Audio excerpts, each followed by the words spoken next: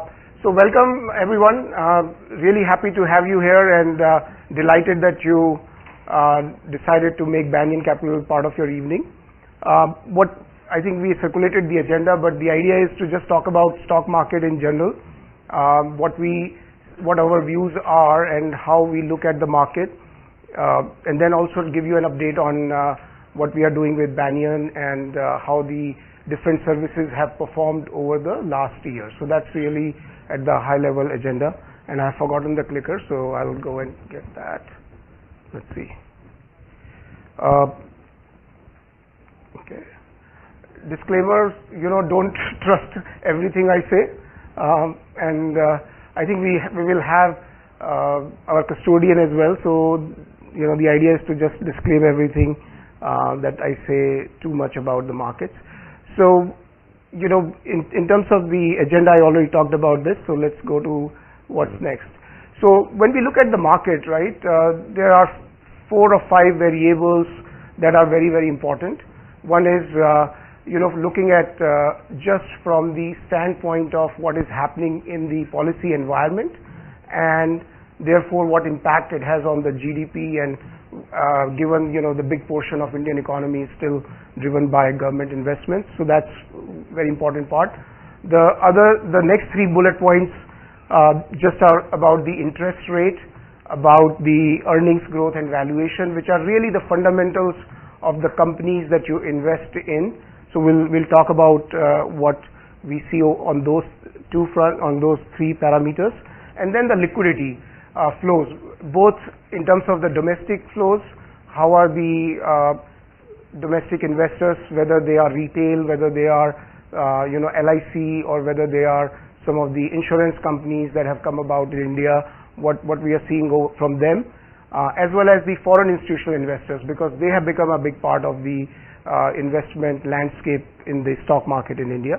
And the last part connected to, again, the liquidity, what is happening globally, and therefore what are the repercussions of that global liquidity flows for the Indian stock market. So I think policy environment, अच्छे दिन आ गए हैं. I think we were talking with some of you earlier. I think, and the point which everyone seems to agree is that there have been a lot of smaller steps that have been taken by the new government. There has been a change of attitude in the way officials deal with it. I think there is still a lot of big bang changes that have yet to take place. And our thinking is that between now and the next budget, one should see incremental announcement from the government on a continuous basis. And I think the first big, one of the big bangs, if you will, in a series of big bangs, would be the disinvestment, which is scheduled for next month. So if you're reading the newspaper, you will know that there's about almost 30,000 crores of PSUs, public sector units, that whose shares are going to be liquidated in the market. So let's see if the government is able to push those kind of things through, because if you look at the track record of the previous government, in so many years they always talked about big numbers, but nothing really come to fruition. So I think this is sort of the first benchmark or first goalpost that we want to see them go across. And there comes the big supporter of Mr. Modi. See, perfect timing, Kiran. So I think the policy environment, our view is that a lot of good small steps, but we should see more changes, and that directionally is good for the GDP, because GDP has been sub 5%, and generally my view has been that if we have more than 6% kind of growth rate, then you are in a good position, and that's what we are hoping we start to see in the coming years. We talked about inflation a lot last year. I think folks who were in the presentation last year will remember this. Inflation has been a big issue in India, and it has become a chronic issue. This is a very nice pictorial we picked up on the internet, and as you can see, like earlier there used to be grain pictures on the coin, and the joke is that पहले 1 रुपए में अनाज मिलता था, इसलिए सिक्के के ऊपर अनाज रहता था. अब 1 रुपए में कुछ नहीं मिलता, इसलिए सिक्के के ऊपर ठेंगा है. Right? So that is what you are really facing in the Indian context, that the currency has continuously lost its value. And but so if you look at more in terms of the numbers, if you look at this particular end of the spectrum, when we were back in 2000 era, the gap, so this red line is essentially nothing but your 10-year government bond, so which is basically equivalent to your risk-free rate. So that particular rate used to be around 11.4, meaning if government wanted to borrow in the markets, they had to pay 11.4%. And this green line was the inflation back then, which was 4.5%. So look at the spread, more than 7%, which means that as an investor, if I'm putting money in the bond market or in the equity market, I would be getting at least, if I did nothing, my money would be getting real return of 7%. And that's sort of the way to benchmark across the world. And from that position of, investor-friendly gap between the nominal rate paid by the government and the inflation, we find ourselves in 2007, 2008, where inflation went up dramatically, and then it has starting to come down. So the good news is that the inflation is coming down, and the G-Sec bond rate is still hovering around 8.5, which means this spread is becoming smaller and smaller. And if you look at the last month's data, inflation has actually come down below 9. So to the extent, again, if this government can help control this inflation, we will again see a period, hopefully, we can only hope for this kind of gap, but at least you will be somewhere in the middle of this chart kind of gaps in the coming years. And that again is very good for the financial assets, meaning for the stock market, for bond market, etc. This is the second piece of the fundamental story, which is the earnings. And what we have looked at here is the Nifty. This is the Nifty EPS estimates, Nifty 50 index, going back all the way from 2001 till fiscal year 16. So you can see like these were the recession years back then, and from fiscal year 03, you had a stupendous earnings growth, and the CAGR was about 21% if you pick up those first 7 years or so. And you can see after 08, we went through this financial crisis period, but even after coming out of financial crisis, your earnings growth were only at 6%. So think of the difference between 21 and 6, and that is why the stock market has been completely dead in India over the last few years. What has changed now is, this fiscal year number 388, this is sort of the net income combination of all the companies in Nifty 50, is expected to go to 483 in the current fiscal year, and we are almost 6 months into that. So from a growth of 6%, the consensus estimate is of 22% earnings growth in the next 2 years. Now, I'm not buying these numbers. The point of this slide is that I don't know whether it will be 22% or whether it will be 20% or whether it will be 18%. The point that we believe is this is going to be definitely in double digits, and after 6%, even if this turns out to be 15%, that's very positive from the stock market standpoint. And then, the markets always discounts future earnings. So when we are sitting here today, people are already looking past this fiscal year. They are focused more on fiscal year 16.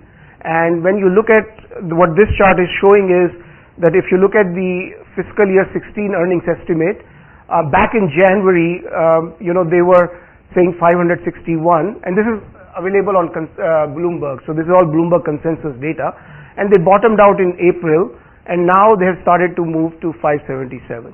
So again, the one point worth noting is it was always in double digits, and the second point is that people have, at least the overall consensus has moved from the bottom at 556 to 575 or thereabouts, and this is like fiscal year 16 numbers. Now, so that was sort of what is happening on the fundamental level, how the business earnings are going to be coming through this fiscal year and next. This is more about how do you value, how do we look at the market, and this market cap to GDP ratio, this is, this market cap to GDP ratio is Warren Buffett's favorite ratio at the very broad level, at the macro level, to look at any market and say how does that look. In fact, he wrote very passionately about in October 2008 saying that the markets are extremely cheap, the US markets. In 2000, he wrote previously saying the markets are very, very exuberant. So generally this is a very good ratio in his book, so we generally follow what he has to say. And if you apply that to the Indian market, you know, the 10-year median is around 67 and 10-year average is 78, and obviously there's a big spike in 2007 and 2010. And here we are right below the median numbers. So what it is saying to us is that you know, the market is not as cheap as it was last year. I think last year when we were talking to you it was little bit even lower, but what it is telling us is that clearly there is more room for it to run, especially if you see the earnings growth that we talked about, especially if you think about the policy changes. And in that context, if you put this valuation parameter, we are not looking at a very expensive market because it's only at median. And this is the other way to look at the valuation, which is to say that how does the Nifty price to earning ratio looks like. And this is just taking the Nifty 50 index level and charting it over more than 20 years. So from January 99 to January or to June 2014, you can see that couple of points. You know, clearly if you're approaching 25 PE multiple, you are in la la land. I mean, you know, we know that we will be out of the market if we are in this kind of zone. Similarly, if you are somewhere here at 11 PE, then you want to be pushing more capital into the markets. Right now we are at about 21, which is just about you know, one standard deviation from the long-term median of 18. Okay. Now, what is also very interesting is that if I were to, and we are using here trailing numbers. So, if we were to, let's say, use fiscal year 15, which is basically 6 months away, you know, this blue line, the current PE multiple, will actually merge with the median. So again, if you look at the PE level also, the market is not expensive in our view.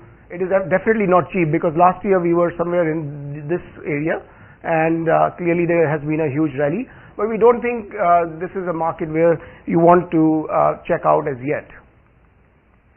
Now, so that was sort of more on the fundamentals. Now we'll switch into a little bit on the inflows and outflows out of the market. So, you know, DII stands for domestic institutional investors, and your you know, the blue bars are basically denoting the foreign institutional investors. So this is your, you know, hedge funds and pension funds in the US, UK, Singapore, Hong Kong, who are investing in the market. And your red one is your domestic investors, institutional investors, which is mutual funds, your LICs and your insurance companies. So clearly, you know, in this phase, we saw that FIIs were getting out and DIIs were still very active. And as we got into a bad patch, in the last 3 years, it has been basically the foreign institutional capital which has been coming into the market, and the domestic institutional investors have been completely absent. There have been all these have been negative bars showing you the outflows. And what has changed here, these are the last 2 months, July and August. In August, for the first time, the domestic institutional investor inflows into the stock market have turned positive, which means that, you know, people who are investing in the mutual fund are interested in buying mutual funds.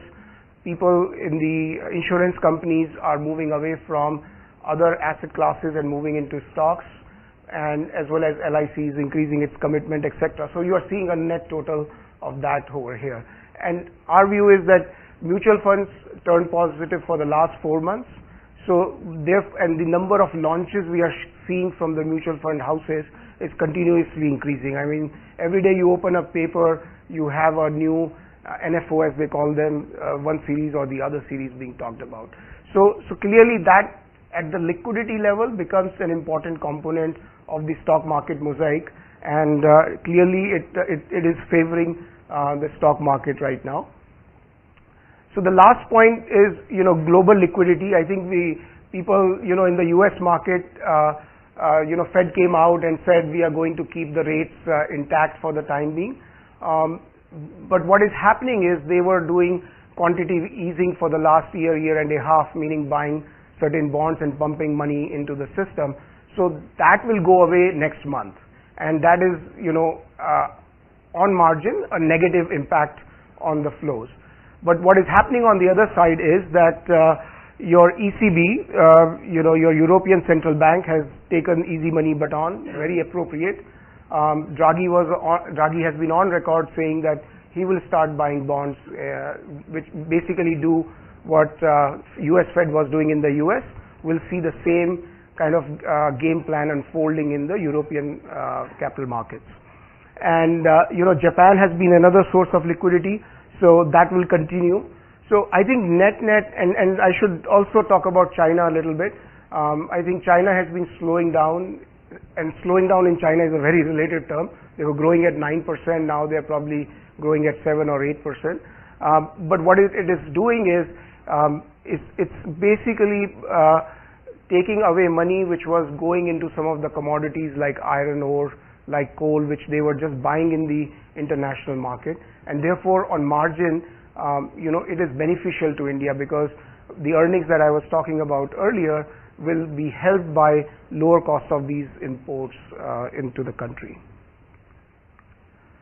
This is a wonderful chart, and let me just take a moment to explain what we are showing here. We think the last 7 years have been pretty bad in the stock market, right?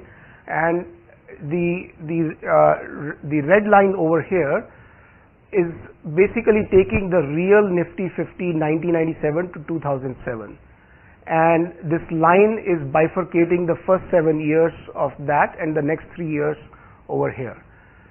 And the main point here is, if you go back to 1997, and let's assume it was at 100, after 7 years, meaning in 2004, this was at 86, meaning you lost money in real term in the stock market between 97 and 04.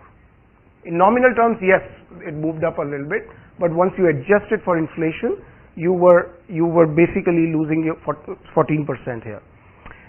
The green line is a superimposition of what has happened from 07 to 2014, and you can see the number here is 91, meaning again in the last 7 years we have lost money in real terms in the stock market. And the point is that because of all the confluence of events that happened in 2003-2004 time frame, you had global liquidity coming to Indian markets, you had a lot of reforms happening. You saw a wonderful bull run between 04 and 07, where from 86, again this is index, you ended up at 211, which is essentially 35% compounded each year. That's on real terms. And on nominal terms, it was 42%, right, Nitish? 42%. So we are not saying, so what I'm trying to say is that we have gone through a period of 7 years preceding that bull phase in that 1997 to 2007 period. We have gone through the first 7 years of a similar pattern, and I'm not sure that I will bet my money on the markets going to this kind of 35% compounding. I don't think that will happen, but I do know that it will be better than what it has been in the last 7 years, meaning we are likely to make more positive return, whether it is 15%, 20%, I don't know. Your guess is as good as mine, but the history may rhyme, and that's the point. So if you put all this together, what we think, if you look at the policy environment, I think last year it was really abysmal. It has definitely moved in the right direction, more positive, and I think as we move towards the budget and we see more announcements coming out, excuse me, this circle hopefully will get darker. And then on the interest rate cycle, this was again pretty bad last year. It has definitely definitely looks better with the inflation coming down. And I think if the government can really control the food inflation, which is very, very sticky, then this will again become very positive. I think earnings growth is one area which is definitely one you can bet on, because after 6%, it is likely to be in double digits. I think valuation last year were very attractive at the same time. Right now they are less attractive, but doesn't mean that, one cannot find specific ideas to invest in. And then the liquidity flow, the domestic liquidity flow has improved, as I discussed earlier, and the global liquidity is less favorable than what it was last year. So I think if you have to take one message away from what we see in the stock market, I think it's more positive than negative. That's one. Number two, we think that we are at the cusp of the next bull market, and I don't know how large this bull market will be, how long it will last, what kind of returns it will make, but all the pointers are in the right direction. And so those are the main two takeaways, right, Rajat? Any other additions? Yeah. So maybe before we get into the Banyan discussion and how we are investing, so let me just put a caveat out there. Rajat and I write about this every quarter in our quarterly letters, what we are seeing in the markets. And this was essentially taking a deeper dive into some of the variables we constantly monitor and analyze and give you a flavor as to how we think about the markets. But we are not investing primarily on this. We are ultimately fundamental analysts who like to understand their businesses, who like to do the diligence on the companies and then invest. But this was just a perspective on the stock market. So I'll just pause here and take any questions, maybe one or two before we move forward, and if any questions are there. Okay, good. Yeah, please, Kapil. Let the mic come to you so that they can get you on record. So there's a lot of talk of all this geopolitical situation with this ISIS and Iraq and North Korea and all that. Now, how can that impact, or is the markets going to, supposing some catastrophe happens of that kind, will it be resilient? I don't know if you have a view on that, or it's possible to have a view. Very good question. Generally, geopolitical, just as a global point, geopolitical event, unless until they are happening in your market, are less important because they are little further away. The one place where they really make an impact is oil, because anything that happens in Middle East directly has a impact on the prices of the oil or some commodities that are being sent over there. So meaning, for example, like to your question, we own a company which is a rice exporter. Now everybody talks about the changes in the Middle East and therefore the rice exports having an impact. So that's what we think about in the context of our investment. But at the global level, will the Sensex impact, will the Sensex crash 10% because there is a war in that zone? I'm not sure. I think will it correct? Probably yes. For the simple reason that the US market and the other markets will react to that particular event in the Middle East, and as a sort of ripple effect of that, our markets will also go down in the short term. In the long term, ultimately the fundamentals will drive the market. So the oil, which is, and that sort of, I'll use that as a segue to talk about oil for a minute. I mean, oil commodity has gone down so much and it is so beneficial to India, and yet nobody's talking about it. Why? Because in spite of all the unrest that we see and for what we have seen over the last 4 or 5 months, the oil prices have come down to $90 per barrel in the US, 92.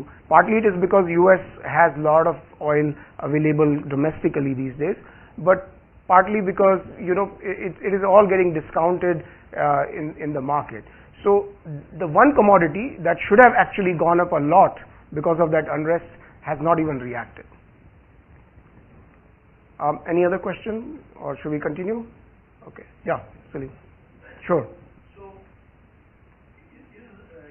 the bullish sentiment that came about once this government changed, is it remaining as bullish, or are people moderating, all the bullism or whatever you call the right term for it, given fact from what was expected?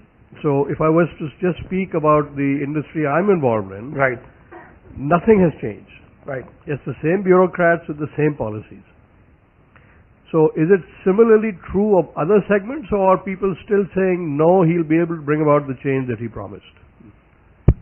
So I think at the fundamental, at the ground level, I don't think a lot has changed from what we look at when we talk to the companies that we are investing in or we have invested in. But the sentiment has changed because, I'll give you an example. There is a company which is doing infrastructure for ethanol plants. Now, if you go back to 2003, when the NDA, the previous NDA government was talking about that particular policy where the ethanol blending will be 5%, will go to 10%. This is, I'm talking 2003. And when I met that company last year, I was talking to the CEO and I said, listen, 10 years ago you were talking 5% blending, nothing has happened, and now you're saying it will go 10%. And their point was, it should have happened, nothing has happened.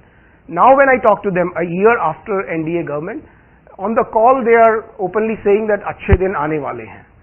So they don't know whether this particular government is going to move the needle and go from 5% blending to 10% or even get to 5%, but at least the confidence is back in that something will happen, that it will at least start inching towards 5%. And that is typical of what we have heard on the various conference calls or what companies have told us, in the discussions we had with them. So in that sense, the sentiment is much, much better, even though the ground reality may not have moved. What has happened in the market is, since then, a lot of the companies which were going to die anytime, which had a lot of bad balance sheets, etc., they have really, really taken off, and they have gone up 200, 300% in some cases. And now they have also come back because obviously there is a time lag between any policy announcement or the sentiment change and actually things happening on the ground. So I don't think the reality on the ground has changed dramatically. I think it's the sentiment that has changed, which is the big positive. And I don't know, if anybody has a different view in this industries they are involved, but that is generally what we have heard. I don't know, Rajat, if you have anything else to add. That's fine. Yesterday I was talking to Akshay. Akshay was telling us that there are few steps which government is taking, and but these are not big steps, but these small steps are really very important to move the policies further, which will basically have a positive outcome on the after process. I'm sorry, my body. Yeah, so I think the point remains that, in airlines, so airlines is a very different industry because, for whatever reason, it has its own dynamics. But if you look at the other industries which were really, really hurt, with like your power sector or your people who are providing roads or, the infrastructure companies, those are feeling much better. And they're able to raise money, they're able to, go out there and raise equity, or they're able to talk to the banks and banks are allowing them to defer their payments. So you're seeing that kind of positive sentiment. Whether bureaucratic environment has changed, it's really too early. I think what you read in the papers and what we have heard from some other people, ministries are being pulled up, but whether that will have a big swelling change, I don't know. And that's why I think there is the expectations are always ahead of the reality, and the expectations are very positive, but I would give this government time till the next budget, frankly. I think you have to give them time just because the problems are enormous, and also remember, we didn't talk about this, there's state elections coming up between here and the year end. Your Maharashtra elections are next month, I think, and that's a big state. So if you look at the political economy, quote unquote, they have to play some cards to get to that other line. So therefore, I think, to me, if they are able to successfully divest some of the PSUs that they are planning to divest, if they are able to push through some other reforms which are still low-hanging fruits, then you will start to see, leading up to the budget, what this government can do. Sorry, long-winded answer, but that's the best I can do. Yeah, Raju? Thanks. An alternate competing investment asset class in India is real estate, which is always a big part of people's portfolio. Do you have a view on that? I mean, what happens to real estate during these cycles, and what is expected to happen? So we have two real estate investors, but they're not in the house, unfortunately. Otherwise, I would have turned to them to answer that. I think what I'll do is I'll just answer this question with, we'll just jump ahead and talk about this a little bit. And Nitish, just do a time check after this question so that I can, yeah, there we go. So I thought somebody might ask this, and there's the slide. So, so this is gold, this is your Nifty 50 representing your stocks, government bonds, real estate in Delhi and real estate in Mumbai. And we picked up these because at least for them, we can find the National Housing Board Resilience Index, which is obviously, we all know that real estate is very murky, the transaction system in India is very murky, but at least you can look at some indicators which are relatively clean, so to speak, right? And the point is that over the last 1 year or so, the Delhi market has been, let's say, flat, and Mumbai market has not done well. And if you talk to the guys or if you talk to the brokers, the inventory is humongous. I think in Mumbai it is over more than 50 months. Delhi is no different. And again, I think you can still make money in the micro markets, but I think that cycle, the long real estate cycle, at least in my humble opinion, has turned. And that again goes back to what I was talking about interest rates earlier. If you go back, do I have to do it like this or can I jump around?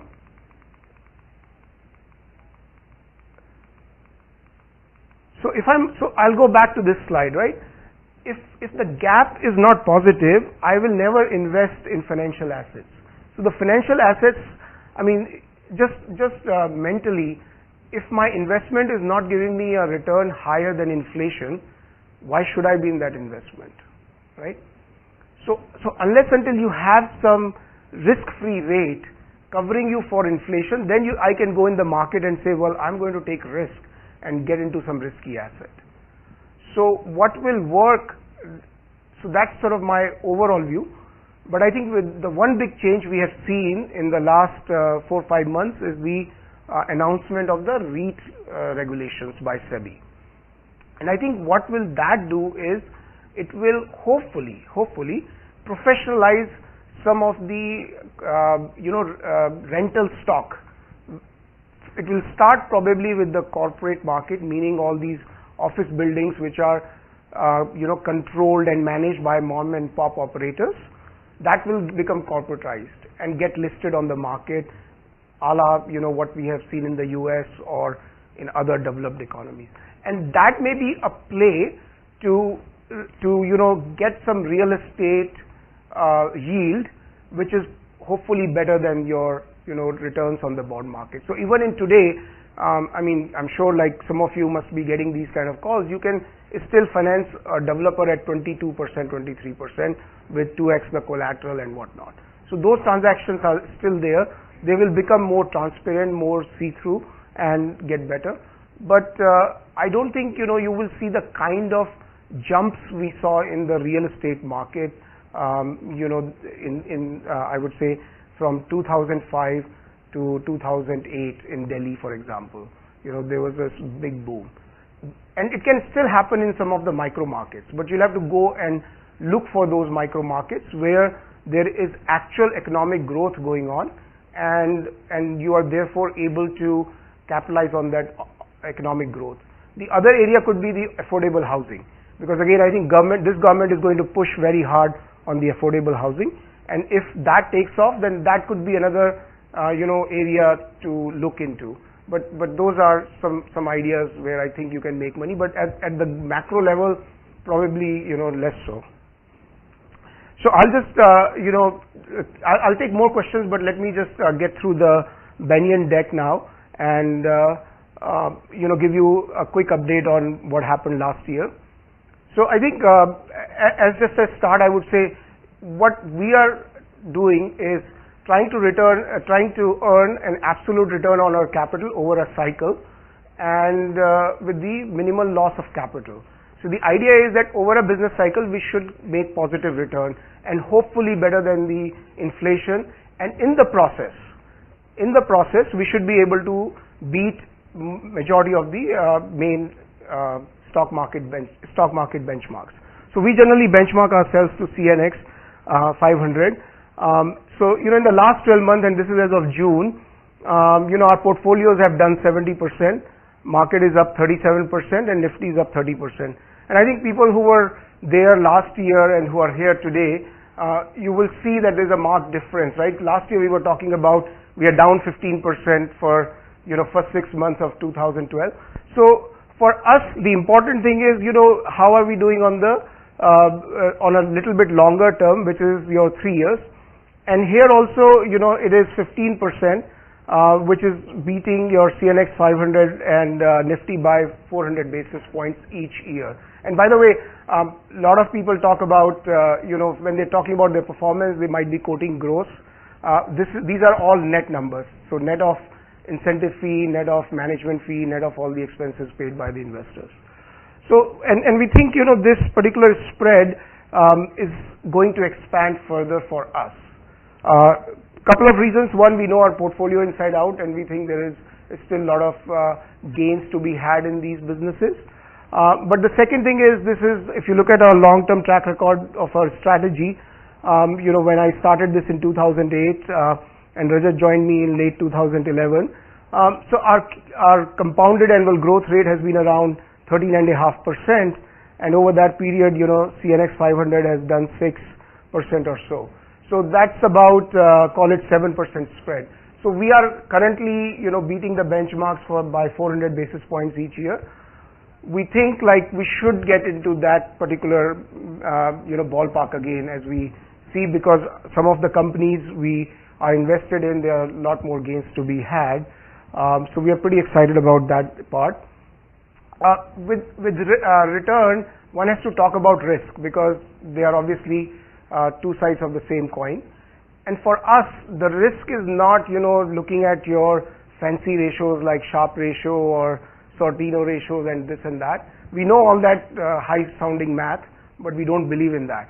For us, what is really, goes back to is that how much money have we lost, and in how many positions, meaning how many investments we made, and in how many of those situations we lost our investors' capital. Because as I'm sure most of you know, Buffett's first rule is don't lose money.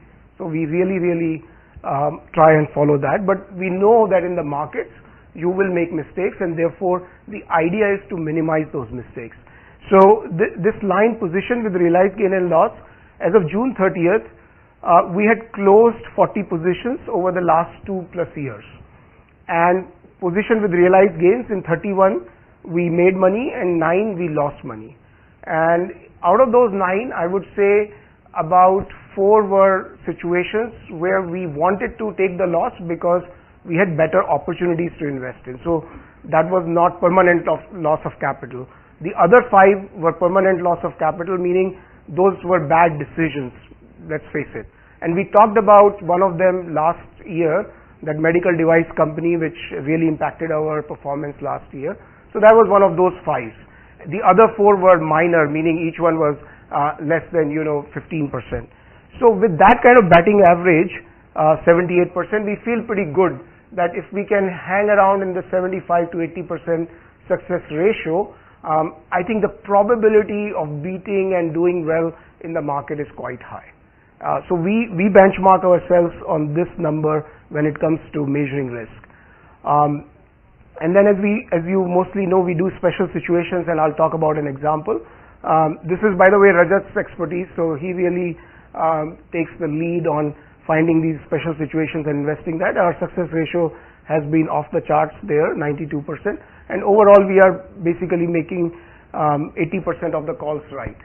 And the idea is, as long as we can do that systematically and cut our losses faster and let our winners run, chances are we'll do very well. So this is the sector allocation, and what has happened in the last 2.5 years, we have become more of a sector specialist. I think people who were in the room last year will remember I was thumping the table on infrastructure. And frankly, I did not know that here in 1 year, I will be telling you that the returns have been simply fabulous in this sector. And partly it is because of the change in the government, partly it is because of the sentiment, and partly it is because the companies just had become so cheap. I mean, they could just not get any cheaper than that last year. So that continues to be a focus for us. We were at 15% last year. This is majority the gains, basically, you are saying. And we have sold one position, but we generally feel very good about the rest of the positions we have, because we think we will see more gains in this out of this sector for us. The financials, has become a cornerstone, and it's still 16%. We had success in a few names, and in one case we sold, but the remaining is there, and we like what we have right now. I think consumer related, is one sector I will call out this year. I think this is, if you think about consumer sector, it has essentially three components. One is when you go out there and buy your washing machine, refrigerators, or cars, etc., which is known as consumer durables. And then you have consumer discretionary kind of businesses, like you're going for a movie or eating out, or things which are not very high ticket, but it's still reasonably good. I think that's a good place to be, in my opinion. And then your consumer staples, your FMCG companies, your Colgates and ilks of those types.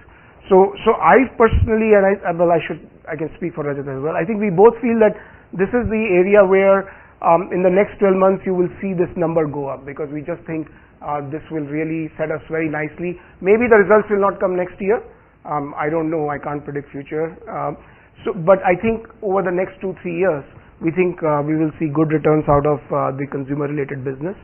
IT, and it's always there. We pared back some of the gains, but it will always be there in the portfolio, 2-3 names. And the beauty about IT services companies are there's a whole bunch of them to choose from, and depending on the trend that is happening in the markets in that particular business segment, you can do extremely well.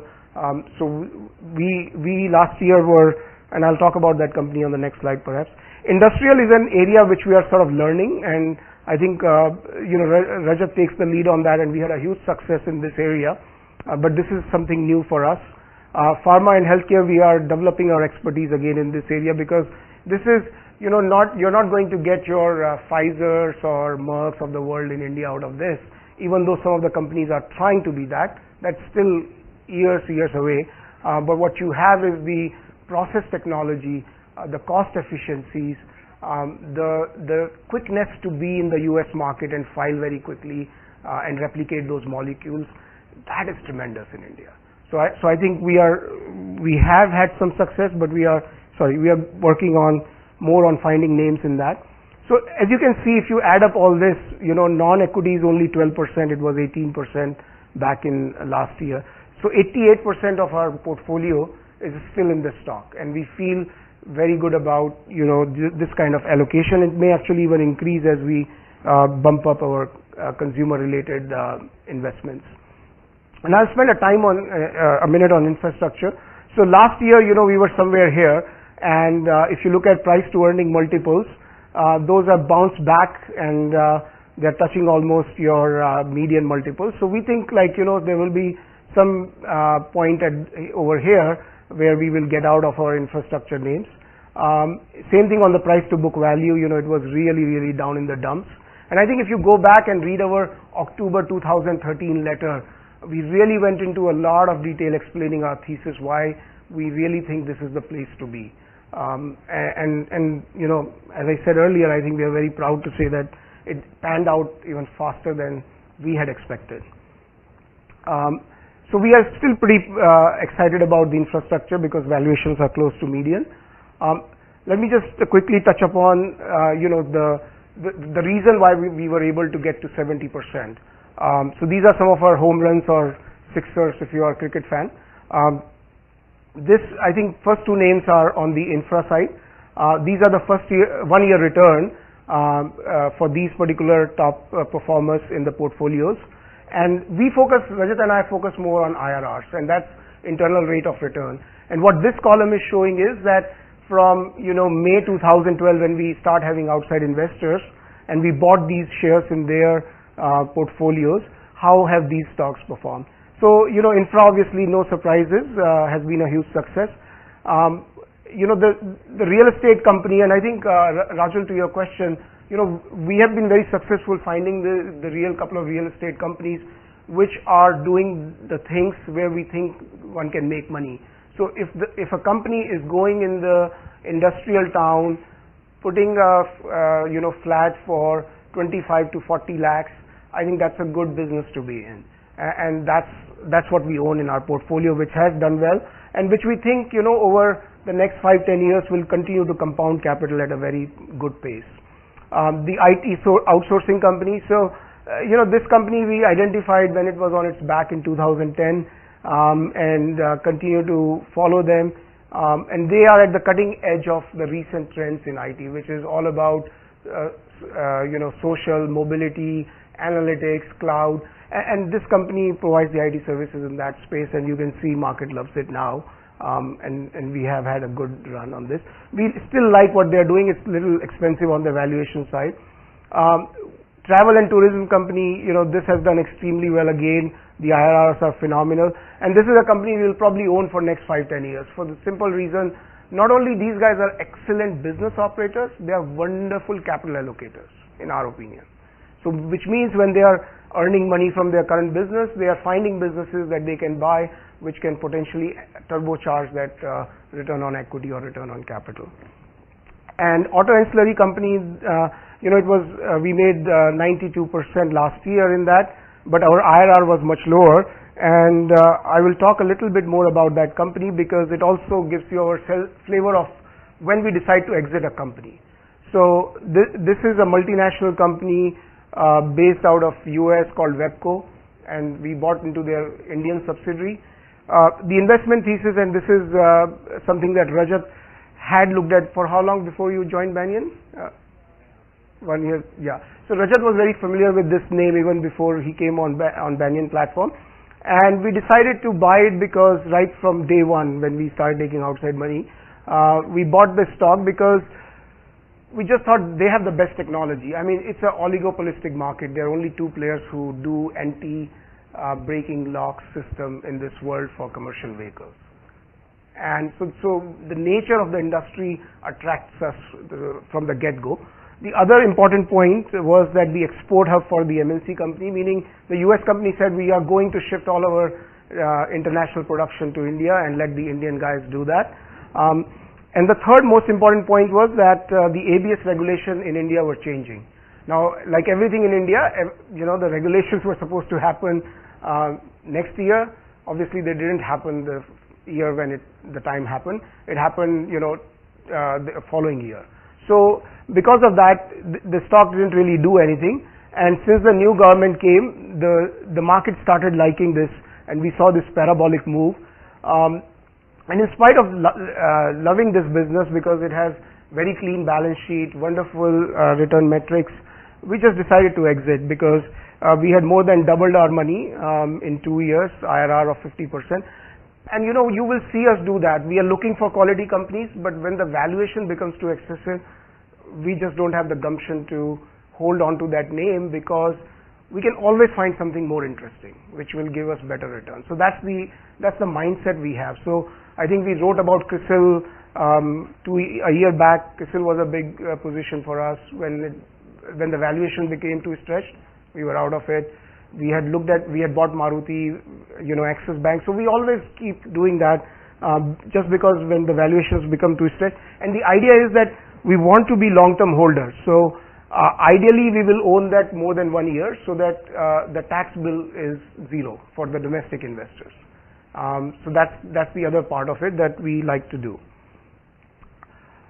And then the mistakes this year, fortunately none. I don't have to stand in front of you and look sheepish and explain why we screwed up, but fortunately, it's been a good year.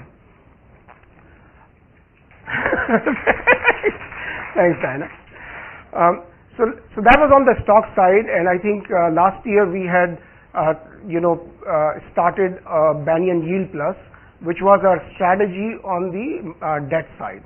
And people, I think everybody will be familiar with this, right? The change in regulation. So Basically, the incentive to invest in debt mutual funds went away with the new government. The holding period was changed from 12 months to 36 months, and your tax rate was made 20% with indexation for domestic investors. So how did the industry react? I think what we saw is people started pushing arbitrage funds, and arbitrage funds are nothing but basically trying to take benefit of price differences between the cash market and the futures and option market, and there are quite a bunch of funds in that particular space. The other change we saw was that the FMP, which is the fixed maturity plan tenures, were extended from 1 year to 3 years. And I think for us, these changes are actually very positive, because Banyan yield, so the arbitrage funds, I moved ahead, but the arbitrage funds over the last 1 year on average have done about 9%. And if you hold these funds for more than a year, this is all tax-free money. So, and their 3-year CAGR is 8.7. And then you will see the difference between a top-end fund like Kotak Equity Arbitrage Fund is giving 10.7, and Birla Sun Life, which is among the bottom 5, is giving 8.5. So this 200 spread for bond market is very, very substantial. But the point is, most of the funds in this space are currently at 9%, and this 9%, by the way, will not remain static. As the interest rate start to ease, even these returns will be difficult to come by. So in that environment, how did Banyan Yield Plus do? Well, last year we told you that our expected return will be 14 to 16%. And the only thing that has changed in this slide, rather than arbitrage funds, we used to have here FMP, and key advantages over arbitrage funds, we had FMP. So, and FMPs basically have gone away for short-term bond investing. So if you tax it, because our returns get completely taxed, you're looking at around 10 to 12% kind of returns. Arbitrage funds, if you hold for a year, 9+%. If you hold less than a year, you pay taxes, so it comes to 7.8. So we thought, we will end up making, if you're holding your money for less than 1 year in this fund, you will make 140 bips to 400 bips kind of return.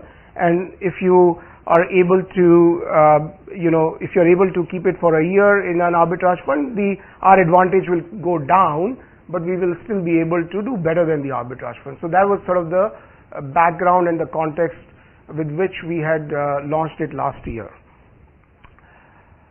And this has been the return. The absolute return has been 20.7% on a pre-tax basis, and on after-tax basis it has been 15.2. So clearly, there has been a huge gap between our performance and the competitive products out there. And primarily the main reason is that, we had a few special situations which did extremely well for us. And I will be lying if I say that we can replicate this year as well.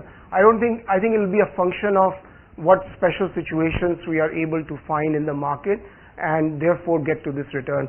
I think we feel very comfortable in saying, in the current interest rate environment, I think 14 to 16% pre-tax is something we think can be made in the market still. But if the special situations come our way again, hopefully we'll be telling you another good news next year. And let me talk about a special situation, because that's can be a black box for a lot of people. This is nothing but looking at situations where a corporate event has been announced. So we don't try and look at anything for which there is no public filing with SEBI. So once a company comes out and says we are going to do a tender offer and they have filed with SEBI, then only we start looking at those situations. And in this example, there were two acquirers who had come out with two competing offers for a particular business. And we just thought this is fantastic for our expertise, given that Rajat has been doing tender offers for 6-7 years. I've been an M&A banker for 10 years and want to really forget about that. But one buyer came out at 65, the other guy came out at 68, and we were just watching it. So one of our analysts, his job is to keep looking for such news, and we were just tracking news. Okay, this is interesting, but not actionable at this point in time for us. But when the acquirer 1 increased its offer price to 70 and the market price was 66, we said, well, now there is enough margin of safety for us to start looking and start building a position in this situation. And one advantage we have is that since we do very deep down equity research, we could look at this target company, understand its business fundamentals, and come to a conclusion that acquirer 2 has a better shot in taking this business. So we thought that acquirer 2, because he has a lot of synergies and he has an existing business in the same space, he should do better. So we said, let's go and build the position, and expected acquirer 2 to increase the offer. He came back and increased it to 71, not a big bump. But for our purposes, for special situation, that was good enough to say that let's sell it in the market so that we only pay 15% tax, right? Because if we tender the shares, then you have to pay full 30% tax. So we just sold it in the market, paid 15% tax, and for 42 days we were able to get 3.7 pre-tax, right? This is pre-tax. Pre-tax return 3.7%. So this is a typical example of what we do on this special situation. And last year, I think there was an offer from CRISIL, there was an offer from HUL, there was an offer from Glaxo. So there were a lot of such tender offers which were there, whereby we were able to deploy the capital effectively and get to that 20% return. We just don't know what will happen this year. So but we still think with what we see out there, the interest rate cycle we see, we can make 14 to 16% on the yield plus side. So with that, I'll just stop again and take any more questions on the general stock market discussion we had earlier, or any questions about what we are doing our strategies. Okay, good. Well, I think Rajat and I will be here while we get the party going, so you can definitely come up to us and ask us more questions. But before we go, just wanted to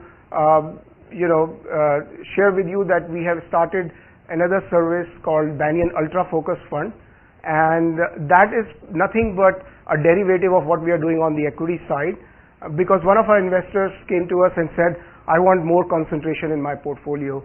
Typically our equity strategy will have 20 to 35 stocks with a lot of concentration in top 20, but the idea was to put a portfolio together, take some of the names out of our main strategy, and have only 10 positions in what we call Banyan Ultra Focus Fund, and really provide that concentration one is looking for. So we started that back in July this year.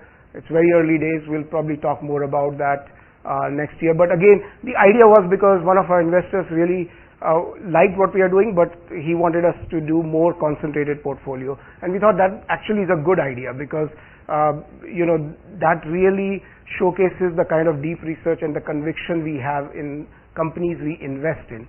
So because we are running other people's money, we have to be a little bit more taking a step back and put in 20-25 names. We like all of them, but at some point some things happen, and the idea is to have another concentrated portfolio. So that's something we have just started.